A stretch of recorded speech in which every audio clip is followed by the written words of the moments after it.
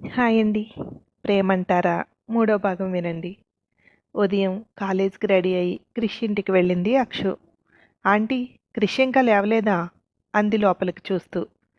లేదురా, ప్రొద్దుటే ఆ పిల్లొచ్చి తీసుకువెళ్ళింది అంది విసుగ్గా.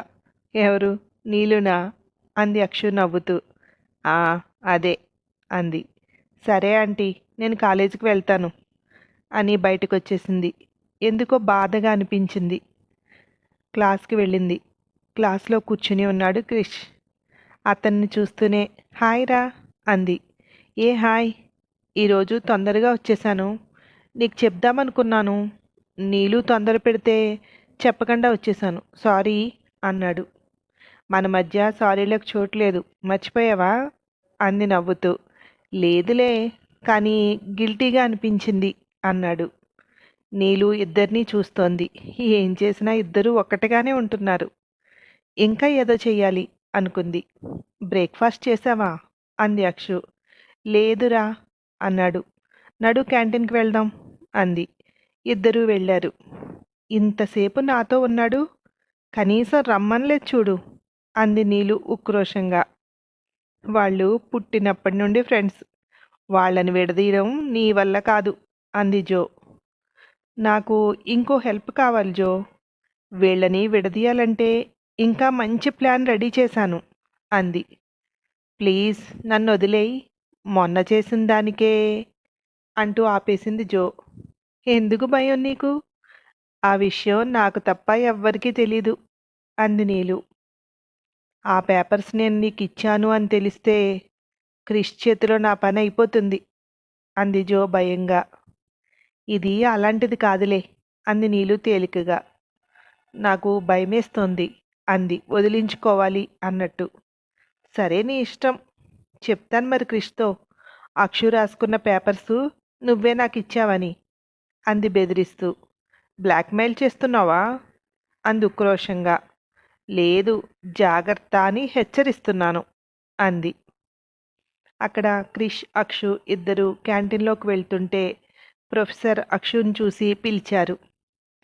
ఏమైంది అక్షు, ఆ రోజు డిబేట్లో నువ్వు చెప్తావనుకున్నాను అన్నారు. లేదు సార్, నేను చెప్దామనుకున్న పాయింట్స్ నీలు చెప్తుంటే నేను మాట్లాడలేకపోయాను అంది. అవునా, ఓకే, ఎక్కడికి అన్నాడు ఇద్దరిని చూస్తూ. క్యాంటీన్కి సార్ అన్నాడు క్రిష్.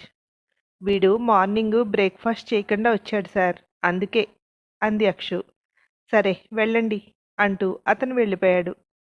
అవును, నువ్వు అనుకున్న పాయింట్స్ని నీలు ఎలా చెప్పింది అన్నాడు. తనకి అవే ఆలోచనలు వచ్చాయేమో అంది అక్షు. సరేలే, నువ్వు ఉంటే బాగుండేదిరా అన్నాడు. అవును అంటూ నవ్వింది అక్షు. ఇంటి దగ్గర ప్రియ, దుర్గా ఇద్దరూ కూర్చొని ఉన్నారు. ఈ డిబేట్ వల్ల ఇద్దరు ఇబ్బంది పడుతున్నారు అంది దుర్గా. అవును, అక్షు అయితే డల్ అయిపోయింది. ఆ నీలు కావాలనే ఇదంతా చేస్తోందేమోనని నా డౌట్ అంది ప్రియ. అంటే నీకెందుకు అలా అనిపించింది ప్రశ్నించింది దుర్గా. ఒకరోజు అక్షు నీపై అధికారం చలాయిస్తుంది కదా, నీ మాట అస్సలు వినదు, ఎలా భరిస్తున్నావు తనని అని అడుగుతోందా నీలు. దానికి క్రిష్, నీకు అలా అనిపించిందా? కొందరికి నేనే అక్షుని డామినేట్ చేస్తాను అనుకుంటారు. నిజానికి రెండూ తప్పే.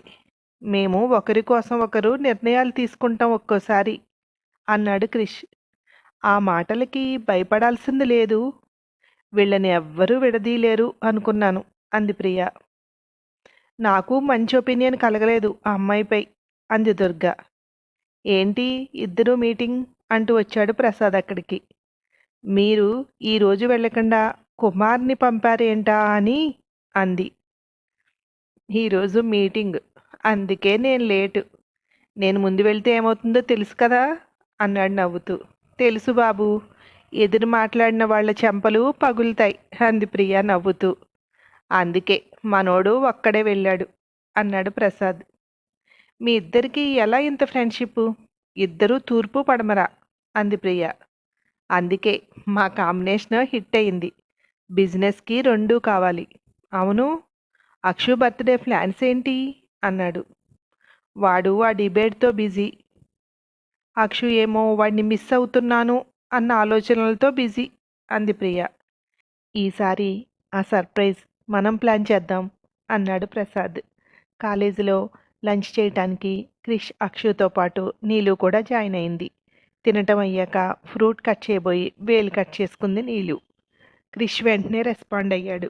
వాష్ బేసిన్ దగ్గర తీసుకువెళ్ళి వాటర్ కింద చేయి పెట్టి ఫస్ట్ ఎయిడ్ బాక్స్ తీసుకురా అక్షు అన్నాడు. ఆఫీస్ రూమ్కి వెళ్ళి ఫస్ట్ ఎయిడ్ కిట్ తెచ్చింది. క్లీన్ చేసి బ్యాండేజ్ వేశాడు. నీలు అక్షునే చూస్తోంది. క్రిష్, నీకు అన్నిటికీ అక్షునే గుర్తొస్తుంది కదా అంది నీలు క్రిష్ని చూస్తూ. ఆ మాట విని వాళ్ళని దూరం చేయడానికి నువ్వున్నావుగా అంటూ నవ్వుతూ వచ్చింది వీళ్ళ దగ్గరికి జో. దూరం చేయడం ఏంటి, మేమెప్పుడూ కలిసే ఉంటాం అన్నాడు క్రిష్. అక్షు నవ్వుతూ కిట్ ఇవ్వడానికి వెళ్ళిపోయింది. అక్షు అలా వెళ్ళాక మీరిద్దరూ నాకు హెల్ప్ చేయాలి. అక్షు బర్త్డేకి సర్ప్రైజ్ ప్లాన్ చేశాను అన్నాడు క్రిష్. నీకోసం ఏదైనా చేస్తాను అంది నీలు. నేను కొన్ని థింగ్స్ బుక్ చేశాను, అవన్నీ కలెక్ట్ చేసుకుని రాగలవా అన్నాడు. తప్పకుండా తీసుకొస్తాను, డీటెయిల్స్ నాకు ఇవ్వు అని తీసుకుంది. తను ఎలా చెయ్యాలి అనుకుంటున్నాడో నీలుకి చెప్పాడు. ఇదంతా 10 గంటల్లోపు చెయ్యాలి అన్నాడు. నీకెందుకు, నువ్వు చెప్పిన టైంకి అక్కడ ఉంటాను అంది నీలు. కాలేజ్ అయ్యాక మళ్ళీ గుర్తు చేశాడు. నీకు వీలవుతుంది కదా అని. తప్పకుండా, నీకెందుకు, నేను టైంకి అక్కడ ఉంటాను అంది నమ్మకంగా నీలు. క్రిషట్ వెళ్ళాక జో అడిగింది, ఇప్పుడు అనుకున్న టైంకి అందకుండా చేస్తావు, అదే నీ ప్లాను అవునా అంది. లేదు, క్రిష్ అనుకున్నవన్నీ జరిగేలాగా చేస్తాను అంది నీలు. ఏంటి, లవ్వా అంది జో. హే, అలా ఏం లేదు, అక్షర్ మీదున్న కోపం, జెలసీ జెలసీ వల్ల వాళ్ళిద్దరిని దూరం చేయాలనుకున్నాను, కానీ నాకు క్రిష్ మీద అసలు కోపమే లేదు అంది నీలు. కాలేజ్ నుండి ఇంటికి రావడంతోనే అడిగాడు అక్షుని ప్రసాద్. ప్లాన్ ఏంటిప్పుడు అని. ఏమీ లేదు డాడీ, తిని పడుకోవడమే అంది దిగులుగా. సరదాగా బయటికి వెళ్దామా అన్నాడు. సరే డాడీ అంది. దుర్గా, నువ్వు వస్తావా అన్నాడు భార్యను చూస్తూ. మీరు వెళ్ళండి అంది దుర్గా. డాడీ 10 మినిట్స్లో వస్తాను అని తన రూమ్లోకి వెళ్ళి వచ్చింది. క్రిష్ తనని పట్టించుకోవడం లేదు అన్న బాధ లేకుండా తీసుకువెళ్తున్నాను అన్నాడు ప్రసాద్ దుర్గతో. అదే మంచిది, లేదంటే రాత్రంతా నిద్రపోకుండా అదే ఆలోచిస్తుంది అంది. ఇంతలో పదండి డాడీ, నేను రెడీ అంటూ వచ్చింది అక్షు. ఎక్కడికి వెళ్దాం అన్నాడు. చార్మినార్ అంది. అటు పోనిచ్చాడు కారుని. తోపుడు బళ్ళు చూసిన వెంటనే దిగిపోయింది. ప్రసాద్ కారు పార్క్ చేసి వచ్చాడు. ఒక్కో బండి దగ్గర ఆగి చూస్తోంది. విండో షాపింగా అన్నాడు నవ్వుతూ. లేదు డాడీ, బ్యాంగిల్స్ కొంటాను అంది. అన్నీ చూస్తూ నచ్చినవి కొంటూ ఒక బ్యాగ్ నింపింది. చార్మినార్ చూస్తూ అలా ఉండిపోయింది. నచ్చిందా, అది కావాలని అడక్కు అన్నాడు. ఇద్దరు నవ్వుకున్నారు. నేను చిన్నప్పుడు చేసిన అల్లరది, ఇప్పుడు అడగను అంది అక్షు. కాళ్ళు అవుతున్నాయి డాడీ, ఇంక వెళ్దాం అంది. ఇంటికి వస్తూ పెట్ వరల దగ్గర ఆగారు. ఏంటి క్లోజ్ చేశాడు అంటూ ఫోన్ చేశాడు ప్రసాద్. సార్, పక్కన చిన్న డోర్ ఉంది, అక్కడి నుండి రండి అన్నాడు అతను. ఇక్కడికి ఎందుకు అంది అక్షు. నీకు నచ్చిన దాన్ని తీసుకో అన్నాడు. మీకు నచ్చదు కదా అంది. నీకోసం నచ్చుతుందిలే, తీసుకో అన్నాడు. ఒక అతను ఒక్కో దాని జాతి లక్షణాలు చెప్తున్నాడు. లాబెర్డాల్ ప్యూర్ వైట్ది నచ్చింది అక్షుకి. దాని చేతుల్లోకి తీసుకుంది. బుజ్జిది ఎంత బాగుందో చూడండి అంది మురిపెంగా. డబ్బులిచ్చేసి బయటకొచ్చారు. దీని పేరేం పెడతావు అన్నాడు. క్యూట్గా వైట్గా ఉంది కదా, వైటీ అని పెడతాను అంది. నైటీలా వైటీనా అన్నాడు. వద్దులేండి, రేపు క్రిష్తో ఆలోచించి పెడతాను.